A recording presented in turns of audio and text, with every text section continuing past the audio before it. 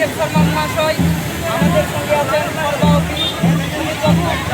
আমরা আজকে এটাই বলবো, ভারতবর্ষের মতো দেশে সংবিধানকে সম্মানের সাথে আমরা এগিয়ে নিয়ে যেতে পারি, সংবিধানকে আরও বেশি বেশি করে করতে পারি, জানতে পারি, এই বার্তাটা গোটা দেশবাসীর কাছে আমি দিয়ে দিই।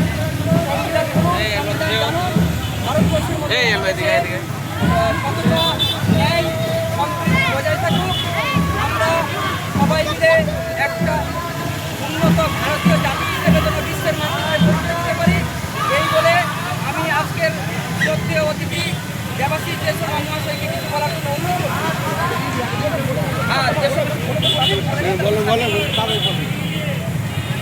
আমি প্রথমত পশ্চিমবঙ্গের 20,000 আনএডেড স্কুলের পক্ষ থেকে সমগ্র চাঁচলবাসী, আশাপুরবাসীকে আন্তরিক অভিনন্দন জানাই। 2026 আর প্রত্যেকটা দিন আমি আল্লাহর কাছে এবং ঈশ্বরের কাছে প্রার্থনা করি সকলে ভালো থাকুন।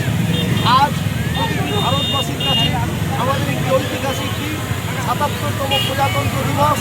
এই দিনে ভারতবর্ষ কীভাবে চলবে, কীভাবে তার শিক্ষা, স্বাস্থ্য আর সমস্ত ব্যবস্থা করতে হবে, তার জন্য আমাদের দেশের যে সংবিধান তৈরি হয়েছিল আমাদের আম্বেদকর সাহেবের পথ নির্দেশে, আজকে তার ৭৭তম জন্মদিন। সারা দেশে আজকে স্কুল কলেজের ছাত্রছাত্রীদের সাথে তাল মিলিয়ে আশাপুর পাবলিক স্কুলের ছাত্র শিক্ষক সবাই আজকে আমরা এই প্রজাতন্ত্র দিবসে এগিয়েছি।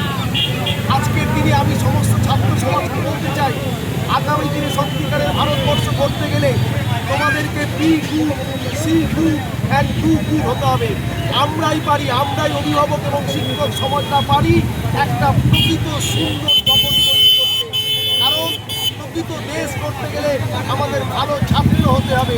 এই ছাত্রের মধ্যে value of education, moral education এবং নীতি শিক্ষা জাগরিত হবে। তাই ছাত্র সমাজকে অনুরোধ করবো, আজকের দিনে শপথ নাও যে আশাপুর পাবলিক স্কুলে পড়াশোনার মধ্যে দিয়ে হারুন আল রশিদের নেতৃত্বে এখানকার অন্যান্য শিক্ষকদের সহযোগিতায় প্রত্যেকে আদর্শ মানুষ হব।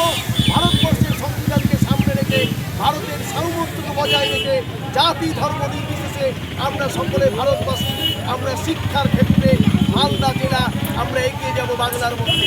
ধন্যবাদ সবাইকে। এবার আমরা